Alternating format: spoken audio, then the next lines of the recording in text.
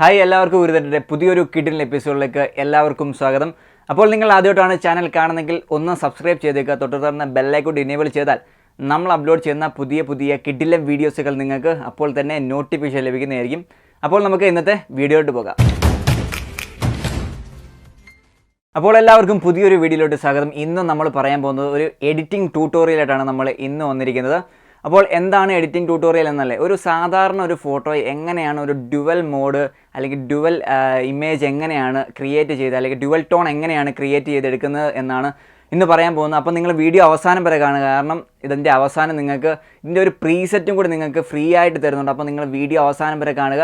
അപ്പോൾ ഇതെങ്ങനെയാണ് എഡിറ്റ് ചെയ്യുന്നതെന്ന് നമുക്ക് നോക്കാം. ആദ്യമേ തന്നെ നമുക്ക് നമ്മുടെ ലൈറ്റ് റൂം ഓപ്പൺ ചെയ്യാം. അപ്പോൾ നമ്മൾ ആദ്യമായിട്ട് നമ്മുടെ ലൈറ്റ് റൂം ഓപ്പൺ ചെയ്തിരിക്കുകയാണ്.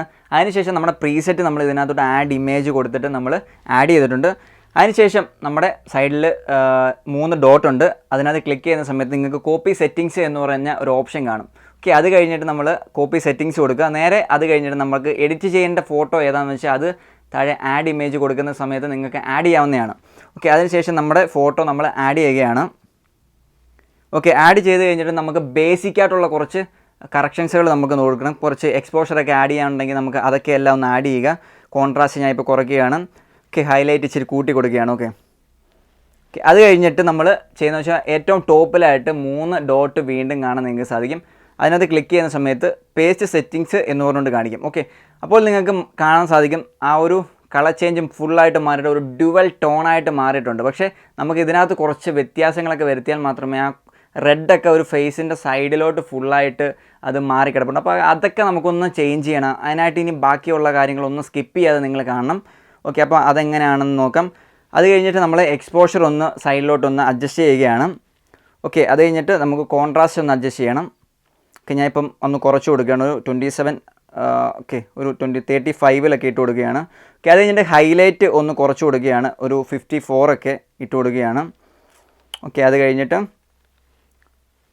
അത് കഴിഞ്ഞിട്ട് നമുക്ക് നമ്മുടെ കളർ കറക്ഷൻ എടുക്കുക. അതിനുശേഷം നമുക്ക് റെഡ് ഇപ്പോൾ കൂടിയാണ് കിടക്കുക. അപ്പോൾ നമുക്ക് ഈ റെഡ് ഒന്ന് കുറച്ച് കൊടുക്കണം. അപ്പോൾ ഞാൻ ഒരു 50 ഓക്കെ ഒരു 36 ഞാനിപ്പം ഒരു കളർ ടോൺ ഇട്ട്. അപ്പോൾ നമുക്ക് കാണാൻ സാധിക്കും നമ്മുടെ ആ സൈഡിലത്തെ ആ റെഡൊക്കെ ഒരുവിധമൊക്കെ കുറച്ചും കൂടിയൊക്കെ കുറഞ്ഞിട്ടോ, എന്നാലേ നമുക്ക് ആ ഒരു ഫോട്ടോയ്ക്ക് കുറച്ചും കൂടി ഒരു ഡെപ്ത് നമുക്ക് തോന്നിക്കത്തുള്ളൂ. അപ്പോൾ നമ്മൾ കുറച്ചും കൂടി ആ റെഡൊക്കെ ഒന്ന് കുറച്ച് കൊടുക്കുകയാണ്. പിന്നെ നമുക്ക് യെല്ലോ ജസ്റ്റ് ഒന്ന് കുറച്ച് കൊടുക്കാം. ഒരു 31 ഇട്ടിട്ടുണ്ട് നമ്മൾ. ഓക്കെ, അപ്പം അത് കഴിഞ്ഞിട്ട് അതിൻ്റെ സൈഡിലത്തെ ബ്ലൂവും കൂടി ഞാൻ ഒന്ന് അഡ്ജസ്റ്റ് ചെയ്തിട്ടുണ്ട്.